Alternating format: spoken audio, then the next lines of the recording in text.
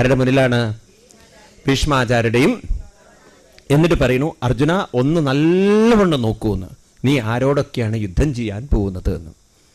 അർജുനനോട് നല്ലോണം ഒന്ന് നോക്കാൻ പറയുന്നതിൻ്റെ പിന്നിലുള്ള കാരണം, നിന്നെ നീയാക്കി മാറ്റിയത് ഈ ഭീഷ്മാചാര്യരും. അപ്പോഴാണ് അർജുനന്റെ ഉള്ളിലേക്ക് ഈ ചിന്തകൾ അങ്ങോട്ട് കയറി വരുന്നത്. ഇവരെയൊക്കെ ഞാൻ കൊന്നുകഴിഞ്ഞാൽ നാളെ സമൂഹം എന്നെ എങ്ങനെയായിരിക്കും കാണുക? സ്വന്തം പിതാമഹനെ കൊന്ന നിന്യന്നല്ലേ പറയുക? എല്ലാ കഴിവുകളും പഠിപ്പിച്ചു കൊടുത്ത ഗുരുവിനെ കൊന്ന നിന്യൻ എന്ന് പറഞ്ഞ സമൂഹം എന്നെ പരിഹസിക്കും, നിന്ദിക്കും, എന്നെ ഒറ്റപ്പെടുത്തും. അതിനെ ഫേസ് ചെയ്യാനുള്ള കഴിവും ശക്തിയും അർജുനനില്ല. സമൂഹം എന്നെ ഒറ്റപ്പെടുത്തിയാൽ ഇതിലും വലിയ പാപം വേറെയുണ്ടോ? നരകത്തിലേക്കല്ലേ എൻ്റെ ഗതി? എൻ്റെ ജീവിതം നാളെ ഞാൻ ഈ യുദ്ധം ഇന്ന് ചെയ്താൽ നാളെ എൻ്റെ ഗതി നരകഗതിയല്ലേ എന്നൊക്കെ അങ്ങോട്ട് പെട്ടെന്നുള്ള ഒരു ആലോചന എവിടെ കയറി വന്നു? അർജുനൻ യുദ്ധക്കളത്തിൽ പിന്നീട് പറയുന്നത്, എനിക്ക് യുദ്ധം ചെയ്യാൻ കഴിയില്ല, ഞാനിതാ തളർന്നു വീണു എന്നാണോ പറയുന്നത്?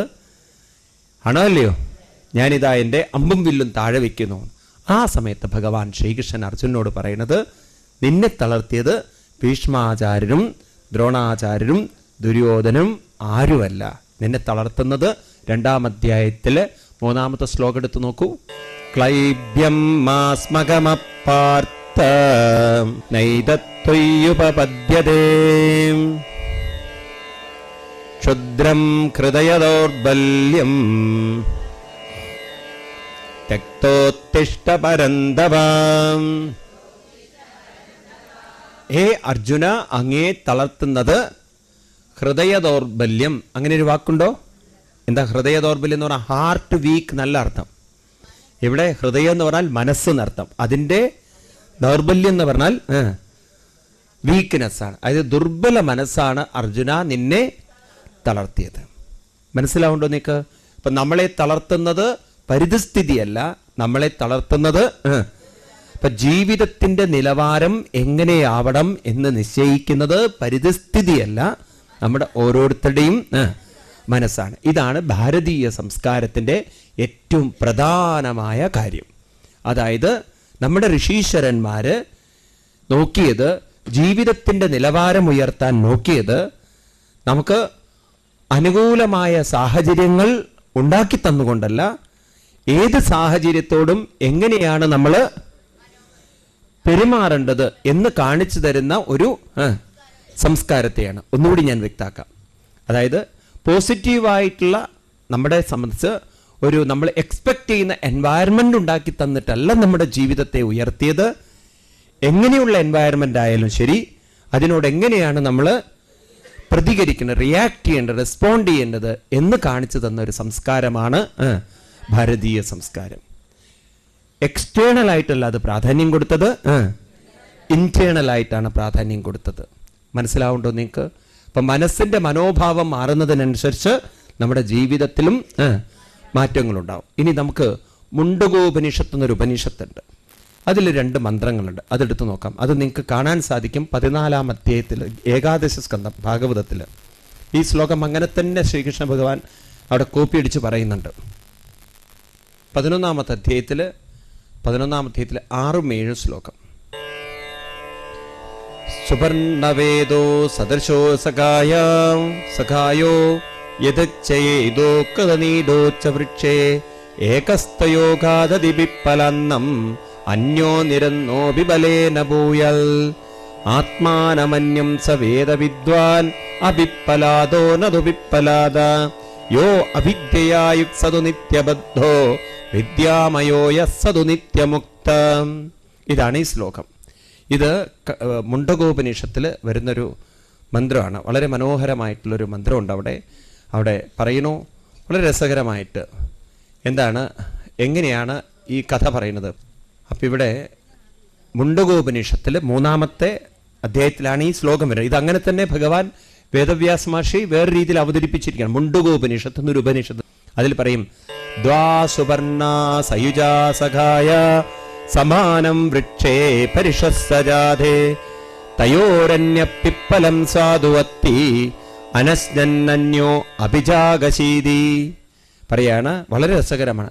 ദ്വാ എന്ന് പറഞ്ഞാൽ 2, സുപർണം എന്ന് പറഞ്ഞാൽ പർണം ചിറക്, ഒരുപോലെയുള്ള രണ്ട് ചിറകുള്ള സയുജാ സഖായ, ഒരേ സമാന സ്വഭാവമുള്ള രൂപമുള്ള സഖായ സുഹൃത്തുക്കള്, രണ്ട് പക്ഷികൾ ഉണ്ടായിരുന്നു. എവിടെ അവരിയ്ക്കുന്നത്?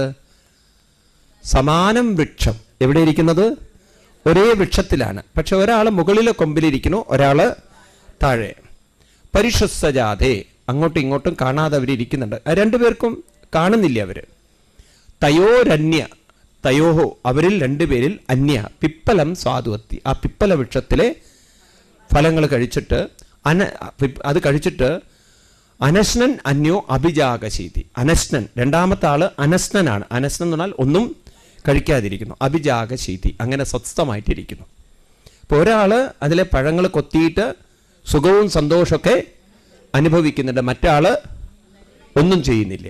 ഇങ്ങനെ രണ്ട് പക്ഷികൾ എവിടെ ഇരിക്കുന്നു? ഒരേ വൃക്ഷത്തിൽ. എന്നിട്ട് പറയാണ്, അടുത്ത ശ്ലോകത്തിൽ പറയാണ്, എന്ത് ചെയ്യുന്നു? സമാനേ വൃക്ഷേ പുരുഷോ നിമഗ്നോ അനീശയാ ശോചതി മുഖ്യമാന ജുഷ്ടം യഥാ പശ്യതി മന്യമീശം അസ്യ മഹിമാനം ഇതി വീതശോക. സമാനേ വൃക്ഷേ പുരുഷോ നിമഗ്ന. സമാനേ വൃക്ഷേ, ഒരേ വൃക്ഷത്തിലിരിക്കുന്ന ഒരു പക്ഷി ജീവിതാനുഭവത്തിൽ പരിതസ്ഥിതികളിൽ നിമഗ്നമായി അനീശയാ ശോചതി, തനിക്ക് കിട്ടാത്തതിലിരുന്ന് ദുഃഖിക്കുന്നു, കിട്ടിയതിലിരുന്ന് സന്തോഷിക്കുന്നു. അതായത് പരിതസ്ഥിതി അനുകൂലമാകുമ്പോൾ സന്തോഷിക്കും, പ്രതികൂലമാകുമ്പോൾ പ്രതിഷേധിക്കും. ഇങ്ങനെ ഇരിക്കുന്ന സമയത്ത് ഒരു ദിവസം യഥാ പശ്യതി അന്യമീശം, ആരെ കണ്ടു? മുകളിലിരിക്കുന്ന പക്ഷിയെ കണ്ട് അതിൻ്റെ അടുത്തേക്ക് നീങ്ങി ചെന്ന് അതിനോട് ചേർന്നപ്പം അസ്യ മഹിമാനം, ഇത് തന്നെയാണല്ലോ എൻ്റെയും മഹിമാനമെന്ന് കണ്ട് വീതശോക, ശോകം വീതം, എല്ലാ ദുഃഖങ്ങളും ഇല്ലാതെ എന്ന് പറഞ്ഞ എന്നർത്ഥം, നേരത്തെ പരിതസ്ഥിതിയിലേക്ക് നോക്കിക്കൊണ്ടിരുന്ന പക്ഷി ഇപ്പോൾ ആരിലേക്ക് നോക്കി? മറ്റേ പക്ഷിയിലേക്ക് നോക്കി. തൻ്റെ എല്ലാവിധത്തിലുമുള്ള ദുഃഖത്തിൽ നിന്നും മുക്തരായി എന്ന് പറഞ്ഞു കഴിഞ്ഞാൽ നമ്മുടെ ഓരോരുത്തരുടെയും മനസ്സിന് പരിതസ്ഥിതിയിലേക്കും നോക്കാൻ പറ്റും. പരിതസ്ഥിതിയിൽ നിന്ന് ഉയർന്ന് ചിന്തിച്ചുകൊണ്ട് ഏത് പരിതസ്ഥിതിയിലും തളരാതെയും പതറാതെയും ഇരിക്കാനുള്ളൊരു കഴിവുണ്ട്. അപ്പം അങ്ങനെയുള്ളൊരു കഴിവുള്ളൊരു സാധനമാണ് നമ്മുടെ ഓരോരുത്തരുടെയും മനസ്സെന്ന് പറയുന്ന സാധനം. ശ്രദ്ധിക്കണേ, വളരെ ശ്രദ്ധിക്കണം. അപ്പം ഇവിടെ തന്നെ നിങ്ങൾക്ക് ഉത്തരവുണ്ട്. പരിതസ്ഥിതിയിലേക്ക് നോക്കുന്നതും മനസ്സാണ്, പരിതസ്ഥിതിയിൽ നിന്ന് ഉയർന്നുകൊണ്ട് നോക്കുന്നതും മനസ്സാണ്. പക്ഷെ ഇത് രണ്ടും തമ്മിൽ വ്യത്യാസമുണ്ടോ? എന്താ വ്യത്യാസം? പരിതസ്ഥിതിയിലേക്ക് നോക്കുന്ന മനസ്സും പരിതസ്ഥിതിയിൽ നിന്ന് വിട്ടുകൊണ്ട് ഉയർന്നു നോക്കുന്ന മനസ്സും തമ്മിൽ വ്യത്യാസമുണ്ടോ? എന്താ വ്യത്യാസം? രണ്ടും ഒരുപോലെയുള്ള മനസ്സാണോ? പരിതസ്ഥിതിയിലേക്ക് നോക്കാൻ നമുക്ക് വിഷമമില്ല, കണ്ണു തുറന്നാൽ നമുക്ക് കാണാം. ഉണ്ടോ ഇല്ലയോ? കുട്ടികളെ പോലെ കിട്ടാത്തതിൽ വാശി പിടിച്ച് കരഞ്ഞാൽ കുറേയൊക്കെ കിട്ടിയെന്ന് വരാം. ഇനി നിങ്ങൾ അധ്വാനിച്ചിട്ടില്ലെങ്കിലും റോഡ് സൈഡിൽ കൈ നീട്ടിക്കഴിഞ്ഞാൽ വല്ലതൊക്കെ തരാണ്ടിരിക്കുമോ? ഉണ്ടോ ഇല്ലയോ? അപ്പോൾ കുറേയൊക്കെ നമുക്ക് വിഷമം കാണിച്ചുകൊണ്ട് പരിതസ്ഥിതിക്കനുസരിച്ച് ജീവിക്കാം. എന്നാൽ അതിൽ നിന്ന് ഉയരണമെങ്കിൽ എന്ത് വേണം? ഞാൻ ചോദിക്കുന്നത്, രണ്ടും ഒരേപോലെയുള്ള മനസ്സാണോ? പരിതസ്ഥിതിയിലേക്ക് നോക്കുന്ന അതേ മനസ്സാണോ അതിൽ നിന്ന് ഉയർന്ന് മാറുന്നത്? ഒരേ മനസ്സാണെങ്കിൽ നിങ്ങൾക്ക് പ്രകൃതിയിൽ നിന്ന് ഒരിക്കലും പുറത്തു വരാൻ പറ്റില്ലല്ലോ, അതിൽ തന്നെ നിൽക്കില്ലേ നിങ്ങൾ? അപ്പം അതിൽ നിന്ന് നിങ്ങൾ പുറത്തു വരണമെങ്കിൽ, അതിലപ്പുറത്തേക്കൊന്ന് ചിന്തിക്കണമെങ്കിൽ, അതിലപ്പുറത്തൊന്നുണ്ടെന്ന് അറിയാനുള്ളൊരു ഒരു ജിജ്ഞാസ വേണ്ടേ? ഈ ജിജ്ഞാസ ഉണ്ടാക്കി നമ്മളത് അന്വേഷിക്കണമെങ്കിൽ അതിനുള്ളൊരു എന്ത് വേണം? മനസ്സിലായില്ലേ നിങ്ങൾക്ക്? നമുക്കൊരു ഒന്ന് പരിതസ്ഥിതിയിലേക്ക് നമ്മളെ സ്വാഭാവികമായിട്ട് കൊണ്ടുപോകണം. രണ്ടാമത്തത്, നമ്മൾ അതിൽ നിന്നും മാറി ചിന്തിച്ചുകൊണ്ട് ഒന്ന് ഉയരണമെങ്കിൽ അങ്ങനെ ഉയർത്താനുള്ളൊരു അത് അതേപോലെയുള്ള മനസ്സാണോ എന്നാണ് ഞാൻ ചോദിക്കുന്നത്. ജിജ്ഞാസയുള്ളൊരു മനസ്സിനെ എന്താ വിളിക്കുക? അത് സാധാരണ മനസ്സാണോ അതോ അറിയാനുള്ള ഒരു ആഗ്രഹം, അതിനെന്താ നമ്മൾ പറയാ പൊതുവേ? അറിയാനുള്ളൊരു ജിജ്ഞാസയുള്ളതിന് എന്താ പറയാ? വിവേകം. അത് നമ്മുടെ കേവല സാധാരണ മനസ്സാണോ അതോ ബുദ്ധിയാണത്? അറിയാനുള്ളൊരു ബുദ്ധിയാണ്. അപ്പം നമ്മുടെ വിവേകം എന്ന് പറയുന്നത് ബുദ്ധിയാണ്. ശ്രദ്ധിക്കൂ, ഇന്നത്തെ സൈക്കോളജിസ്റ്റുകൾ സമ്മതിക്കുന്ന ഒരു കാര്യം, നമ്മുടെ ബ്രെയിൻ എന്ന് പറയുന്ന സാധനം ഉണ്ടല്ലോ, ഇതിന് 2 പാർട്ടുകളുണ്ട്. ഒന്നാമത്തതിനെ പറയും അവരുടെ ഭാഷയിൽ ഇമോഷണൽ, രണ്ടാമത്തതിനെ അവർ പറയും ഇൻ്റലക്ച്വൽ അല്ലെങ്കിൽ റാഷണൽ. ഒന്ന് വികാരവും 2 വിചാരവുമാണ്. എന്താണ്? വികാരവും വിചാരവും. അപ്പം വികാരങ്ങളുള്ളതാണ് മനസ്സ്, വിചാരമുള്ളതാണ് ബുദ്ധി. അപ്പം നമുക്ക് മനസ്സുമുണ്ട് ബുദ്ധിയുമുണ്ട്. എന്താ ഇത് തമ്മിലുള്ള വ്യത്യാസം? വികാരം നമ്മളെ പരിതസ്ഥിതിയിലേക്ക് അടുപ്പിക്കും, വിചാരം നമ്മളെ പരിതസ്ഥിതിയിൽ നിന്നും ഉയർത്തും. അപ്പം ഇന്ന് ആളുകൾ ഉയരാത്തതിന് കാരണം ഏത് കൊണ്ട് നടക്കുന്നില്ല? വിചാരമില്ല. ഏതേ ഉള്ളൂ? വികാരമുള്ള. മനസ്സിലാവുണ്ടോ നിങ്ങൾക്ക്? അതുകൊണ്ട് ഋഷിമാര് പറഞ്ഞു വെച്ചിരിക്കുന്നു, ഈ മുണ്ടകോപനിഷത്തിൽ തന്നെ പറയും, നായമാത്മാ ബലഹീനേന നലഭ്യ. ആർക്കിതിനെ കിട്ടാൻ പോകുന്നില്ല? ബലഹീനന്മാർക്ക് കിട്ടാൻ പോകുന്നില്ല എന്ന് പറഞ്ഞാൽ വികാരത്തിൽ ജീവിക്കുന്നവർക്ക്, ഇമോഷണലിൽ ജീവിക്കുന്നവർക്ക് ഒരിക്കലും തന്നെ ബുദ്ധിപരമായി ഉയർത്താൻ പറ്റില്ല. മനസ്സിലാവുണ്ടോ നിങ്ങൾക്ക്? അപ്പം നമ്മളൊക്കെ അമ്പലത്തിൽ പോയാലും എവിടേക്ക് നിങ്ങൾ പോയാലും നിങ്ങളുടെ വികാരങ്ങളെ നിങ്ങൾ വിചാരം കൊണ്ട് മാറ്റിയെടുത്ത് നിങ്ങൾ ഉയർത്തിയാലേ നമ്മുടെ മനസ്സിനെ നമുക്ക് ഉയർത്താൻ സാധിക്കുകയുള്ളൂ. ഒന്നാമത്തത് ഭഗവാൻ ശ്രീകൃഷ്ണൻ പറയുന്നു 2-ാം അധ്യായത്തിൽ ഗീതയിൽ ആർക്ക് ഉയരാൻ സാധിക്കുന്നുള്ളതാണ്. 2-ാം അധ്യായത്തിൽ പറയും, ഗീതയിലെ 66-ാം ശ്ലോകം 2-ാം അധ്യായത്തിൽ, നാസ്തി ബുദ്ധിരയുക്തസ്യ നചായുക്തസ്യ ഭാവനാ നചാ ഭാവയദശാന്തി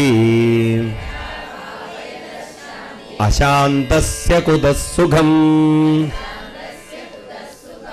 അശാന്തസ്യ, അശാന്തൻ ശാന്തിയില്ലാത്തവന്, കുതസുഖം എവിടെയാണ്? അപ്പൊ സുഖമുണ്ടാവണമെങ്കിൽ ശാന്തി ഉണ്ടാവണം. എന്നാ ഭാവയത ശാന്തി, ഭാവനയില്ലാത്തവന് ശാന്തിയില്ല. ഞാൻ പുറകുന്നു വരികയാണ്. അപ്പൊ ഭാവന ഉണ്ടെങ്കിലേ എന്തുള്ളൂ? ശാന്തിയിൽ. ഭാവന എന്ന് പറഞ്ഞാൽ മനോഭാവം. നല്ല മനോഭാവമുള്ളവർക്ക്, അതായത് എനിക്കൊരു സാധനം കിട്ടാത്തതിൽ ഞാനിരുന്ന് ദുഃഖിച്ചാൽ എനിക്ക് സുഖമുണ്ടോ? ശാന്തി പോയി, സുഖം പോയി. എന്നാൽ എന്തെങ്കിലും കിട്ടിക്കഴിഞ്ഞാൽ, ഭഗവാനെ ഇത്രയെങ്കിലും എനിക്ക് തന്നുവല്ലോ അവിടുന്ന്, ഇതെങ്കിലും ഒരു അർഹത ഉണ്ടായല്ലോ, ഇതുപോലും കിട്ടാത്തവർ എത്ര പേരുണ്ട് ഈ ലോകത്തിൽ അല്ലേ എന്നുള്ള ഒരു ഭാവന ഞാൻ കൊണ്ടുവന്നാൽ ശാന്തിയുണ്ടോ? ശാന്തി വന്നാൽ സുഖമുണ്ടോ? അപ്പൊ സുഖം വരുത്തുന്നത് ശാന്തിയാണ്, ശാന്തി വരുത്തുന്നത് ഭാവനയാണ്. ഇനി അയുക്തസ്യ ഭാവന. യുക്തി എന്ന് പറഞ്ഞാൽ ഇവിടെ വിവേകം, അതായത് വിവേകപരമായി ചിന്തിക്കാത്തവർക്കൊരിക്കലും എന്ത് വരില്ല? ഭാവന വരില്ല. വിവേകപരമായി ചിന്തിക്കുക എന്ന് പറഞ്ഞാൽ വികാരത്തിന്റെ തലത്തിലേക്ക് മനസ്സിനെ പോവാൻ അനുവദിക്കാതെ ബുദ്ധി കൊണ്ട് വിവേകത്തിലേക്ക് ചിന്തിക്കാൻ സാധിക്കുന്നവരെയാണ് വിവേകികൾ എന്ന് പറയാം. മനസ്സിലാവുണ്ടല്ലോ? മറ്റുള്ളവർ ചിന്തിക്കുന്ന പോലെ ചിന്തിക്കാതെ മാറി ചിന്തിക്കാനുള്ളൊരു കഴിവ്. ഇനി ആ വിവേകം ആർക്കുണ്ടാവില്ല? ബുദ്ധി അയുക്തസ്യ. വിവേകമില്ലാത്തവനൊരിക്കലും ബുദ്ധി ഉണ്ടാവില്ല. അപ്പൊ വിവേകവും ബുദ്ധിയും ഒന്ന് തന്നെയാണ്. അപ്പൊ ബുദ്ധി ഉണ്ടെങ്കിൽ വിവേകമുണ്ട്, വിവേകമുണ്ടെങ്കിൽ ഭാവനയുണ്ട്, ഭാവനയുണ്ടെങ്കിൽ ശാന്തിയുണ്ട്, ശാന്തിയുണ്ടെങ്കിൽ സുഖമുണ്ട്. അപ്പൊ നമ്മൾ നോക്കിക്കഴിഞ്ഞാൽ നമ്മുടെ ഇമോഷണൽ മൈൻഡിൽ നിന്നും നമ്മൾ ഇന്റലക്ച്വൽ മൈൻഡിലേക്ക്, അതിനെയാണ് ബുദ്ധി എന്ന് പറയുക, അതിലേക്ക് നമ്മൾ ഉയരേണ്ടത്. രണ്ടും ചിന്തകളാണ്. ശ്രദ്ധിക്കണേ, ഞാൻ പറയുന്നത് രണ്ടും ചിന്തകളാണ്. ഏത് രണ്ടും? ഇമോഷണലും ചിന്തകളാണ്, ഇന്റലക്ച്വലും ചിന്തകളാണ്. അതായത് നമ്മൾ വിവേകപരമായി ചിന്തിക്കുന്നതും ചിന്തയാണ്, വികാരപരമായി ചിന്തിക്കുന്നതും ചിന്തയാണ്. എന്നാൽ ഇത് തമ്മിലൊരു വ്യത്യാസമുണ്ടോ? എന്താ വ്യത്യാസം? വികാരപരമായി ചിന്തിക്കുന്ന ചിന്തകൾ നമ്മളെ എന്തുകൊണ്ട് തളർത്തുന്നു? നമ്മൾ പരിതസ്ഥിതി അനുകൂലമല്ലാത്തതിൽ ഇരുന്ന് തളരും. നമ്മുടെ ശ്രദ്ധ മുഴുവൻ എവിടെയാണ്? പരിതസ്ഥിതിയാണ്. വിവേകപരമായി ചിന്തിക്കുന്ന ഒരാളുടെ ചിന്ത പരിതസ്ഥിതിയിലല്ല, തൻ്റെ ആ പരിതസ്ഥിതിയോട് നോക്കുന്ന മനോഭാവത്തിലാണ്. മനസ്സിലാവുണ്ടല്ലോ? അപ്പൊ നമ്മളെ തളർത്തുന്നത് മുഴുവൻ നമ്മൾ വേണ്ട രീതിയിലുള്ള മനോഭാവത്തെ വളർത്തിയെടുക്കാത്തത് കൊണ്ടാണ്.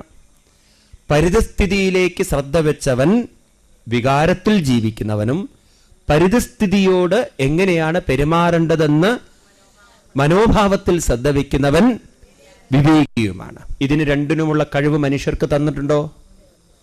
ഉണ്ടോ? ഗാന്ധിജി ട്രെയിനിൽ യാത്ര ചെയ്യുന്ന സമയത്ത് കേട്ടിട്ടുണ്ടോ ഒരു കഥ? അദ്ദേഹം വെളുത്തവരുടെ കമ്പാർട്ട്മെന്റിൽ കയറിയപ്പോൾ ദേഷ്യം വന്ന ഒരു ബ്രിട്ടീഷുകാരൻ ചികടത്തൊരൊറ്റ എണ്ണം വെച്ചു കൊടുത്തു. അല്ലേ, you petty Indian dog, get out എന്ന് പറഞ്ഞാൽ അദ്ദേഹത്തിനെ പുറത്താക്കി. ആ അടി കിട്ടിയപ്പോൾ തന്നെ അദ്ദേഹത്തിന്റെ മനസ്സിൽ ഉടനെ വന്ന വാക്കുകൾ ബൈബിളിലെ വാക്കുകളാണ്. നിന്റെ വലതൊന്ന് കിട്ടിയാൽ ഇടത് കേട്ടിട്ടുണ്ടോ ഈ കഥ? ആ ഒരു വിവേകത്തോടുകൂടി, ആ മനോഭാവത്തോടുകൂടിയിട്ട് അദ്ദേഹം പ്രതികരിച്ചപ്പോൾ തോറ്റുപോയത് ആരാണ്? ബ്രിട്ടീഷുകാരനാണ്. കാരണം അവൻ ബൈബിൾ ഉൾക്കൊണ്ട് ജീവിക്കേണ്ടവനാണ്. പക്ഷേ ആ ബൈബിൾ ഉൾക്കൊണ്ട് ജീവിക്കാതെ താൻ വെളുത്തവനാണെന്നും മറ്റവൻ കറുത്തവനാണെന്നുള്ളൊരു റേസിലേക്ക് അവൻ മനസ്സ് തിരിഞ്ഞപ്പോൾ അവൻ ബൈബിളെല്ലാം മറന്നു. എന്നാൽ ഹിന്ദുവായി ജനിച്ച് ഗീതയും കൊണ്ട് നടക്കുന്ന ഗാന്ധിജി ഇത് പറയുന്ന സമയത്ത് ഗാന്ധിജി കാണുന്നത് വെളുത്തവൻ അടിച്ചതല്ല, ഇതിനോട് എങ്ങനെ പ്രതികരിക്കണം എന്നതാണോ? ആണോ അല്ലയോ? ഇങ്ങനെ നമ്മൾ നോക്കുമ്പം ഭാരതീയ ഋഷീശ്വരന്മാര് പരിതസ്ഥിതിയല്ല നമുക്ക് മാറ്റിത്തരുന്നത്. ഏത് പരിതസ്ഥിതിയോട് നമ്മൾ തളരാത്തൊരു മനസ്സിന്റെ ഉടമകളായി തീരണമെങ്കിൽ അതിനോട് എങ്ങനെയാണ് നമ്മൾ പ്രതികരിക്കേണ്ടതെന്ന് ഇനി ഒന്നുകൂടി ശ്രദ്ധിക്കൂ. ഞാൻ പറയുന്നത് നമുക്ക് വികാരത്തിലും ജീവിക്കാനുള്ള കഴിവ് തന്നിട്ടുണ്ട്. അപ്പം നമ്മളൊക്കെ ശരിക്കും തളരാനുള്ള കാരണം നമുക്ക് തന്നിരിക്കുന്ന കഴിവുകളെ നമ്മൾ പ്രയോജനപ്പെടുത്തുന്നില്ല. വാസ്തവത്തിൽ നമ്മൾ നിർഭാഗ്യവാന്മാരല്ലേ? നമുക്ക് ഇത്തരത്തിലുള്ള കഴിവുകളൊക്കെ തന്നിട്ടില്ലേ? Though we have sufficient potentiality, still we are not making use of those potentiality. നമുക്ക് തന്നിരിക്കുന്ന കഴിവുകളെ നമ്മൾ ഉപയോഗപ്പെടുത്തുന്നില്ല. കാരണം അതിനൊരുപാട് കാരണമുണ്ട്. ഒന്നാമത് നമ്മളെ ആരും ഈ തരത്തിലേക്ക് ഉയർത്താൻ ആരും പരിശീലിപ്പിച്ചിട്ടില്ല. മനസ്സിലാവുണ്ടല്ലോ? ഈ ഒരു സംസ്കൃതി ഉൾക്കൊണ്ടവരുടെ ഒരു മണ്ണാണ് ഭാരതീയ ഋഷീശ്വരന്മാരുടെ സംസ്കാരം. പരിതസ്ഥിതിയിലേക്കല്ല അവർ നോക്കിയത്, മനോഭാവത്തിലേക്കാണ് അവർ നോക്കിയത്. ഇനി നമുക്ക് വീണ്ടും കഠോപനിഷത്തിലേക്ക് വരാം. അവിടെയാണല്ലോ നമ്മൾ തുടങ്ങി വെച്ചത്. അപ്പോൾ കഠോപനിഷത്തിൽ ആ കുട്ടി പറഞ്ഞത്, യമരാജാവ് പറഞ്ഞു, ഇതൊക്കെ നിനക്ക് ഞാൻ